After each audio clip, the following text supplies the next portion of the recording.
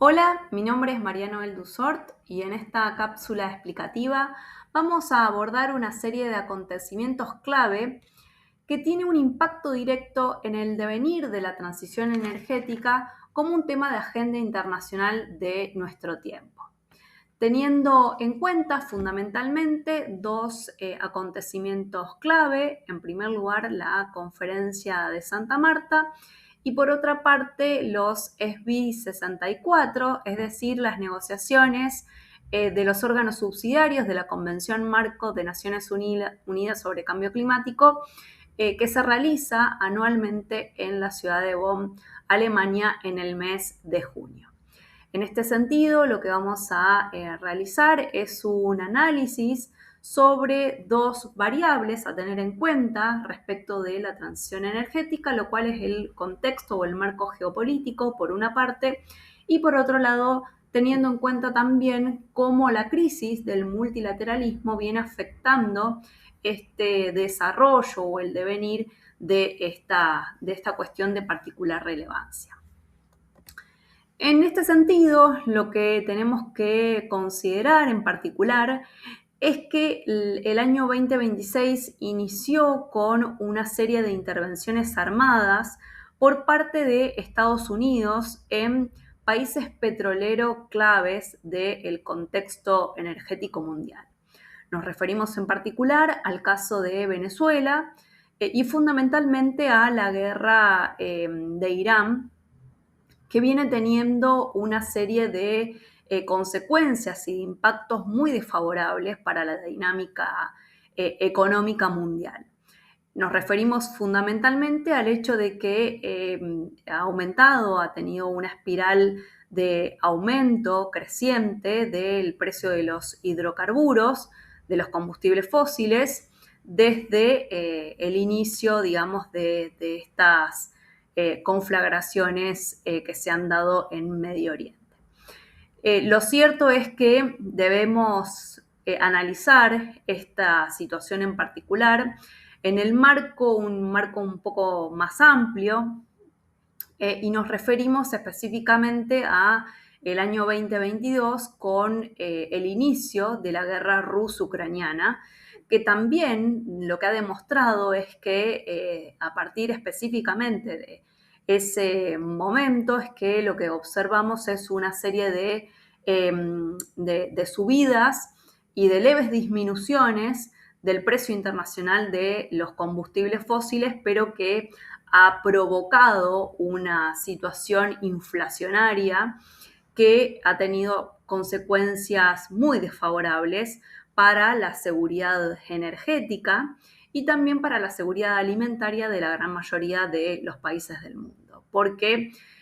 digamos, el impacto, las consecuencias son directas sobre el transporte y la producción de los alimentos. Entonces, como podemos ver en pantalla, desde el inicio de la guerra con Irán, el aumento de los precios de los combustibles fósiles ya ha costado más de 100.000 millones de dólares,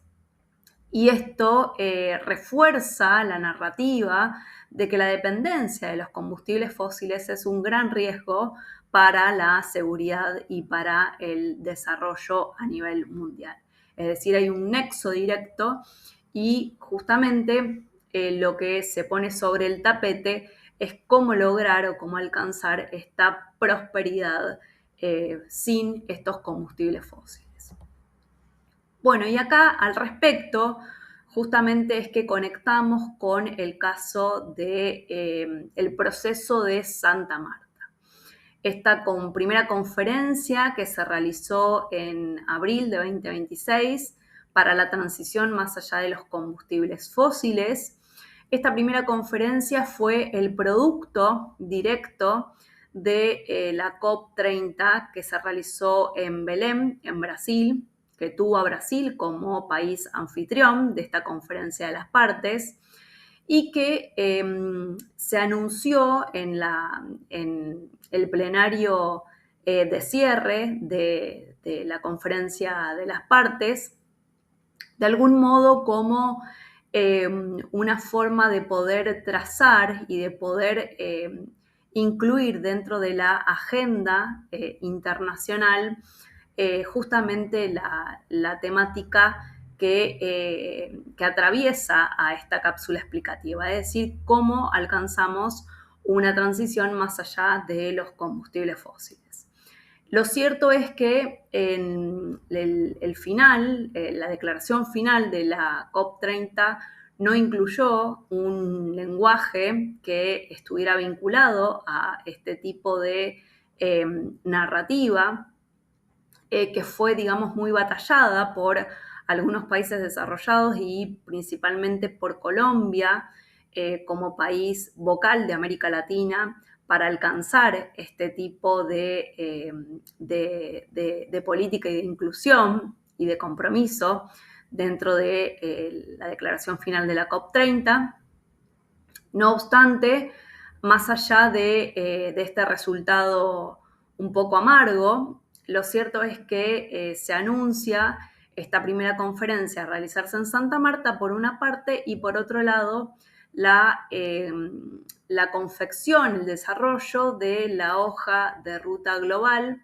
sobre la transición más allá de los combustibles fósiles a cargo de Brasil, para publicar o para ser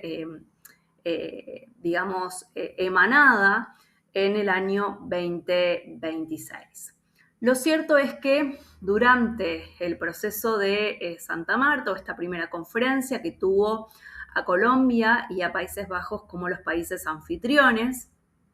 participaron 57 países más la Unión Europea, que son los países convencidos en aportar soluciones, experiencias y buenas prácticas para terminar con la dependencia de los combustibles fósiles de los sistemas productivos y energéticos de los países. Entonces, este primer encuentro se lo conoció de algún modo como este Coalition of the Willing sobre la temática y como el inicio de o el momento que va a dar inicio a una segunda conferencia que ya está pautada para realizarse en el Pacífico, en Tuvalu. Bueno, ahora bien, lo cierto es que llegamos entonces al mes de junio de 2026, en donde la pregunta que nos atraviesa es qué ha sucedido en estos primeros 6 meses del año, luego de la COP30, y en particular respecto a el programa de trabajo de transición justa, en donde, como habíamos dicho previamente, se bloqueó el lenguaje vinculado a la salida de los combustibles fósiles, específicamente, digamos, en este programa de trabajo. Bueno, lo cierto es que los resultados de los SBI 64 fueron bastante magros respecto de uno de los principales logros que se alcanzó en la COP30, que fue un logro que traccionó una gran bandera de la sociedad civil, que fue el mecanismo de transición justa, en el marco del programa de trabajo de transición justa.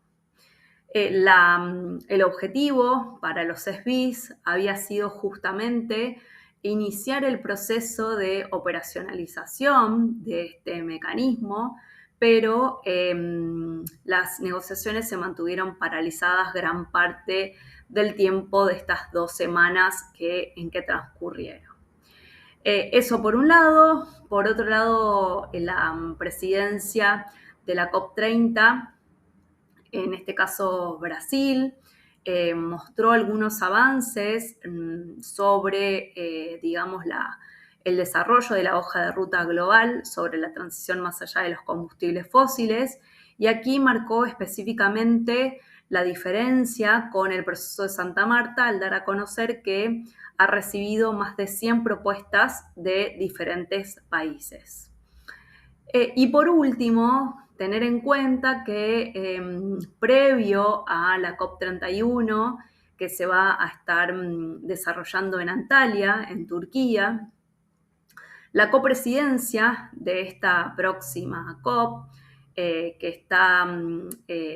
conformada por Australia y justamente por Turquía, ha mostrado mucho más interés en la temática de la electrificación y mucho menos interés en el mecanismo de transición justa y en el programa de trabajo de transición justa, lo cual puede estar marcando el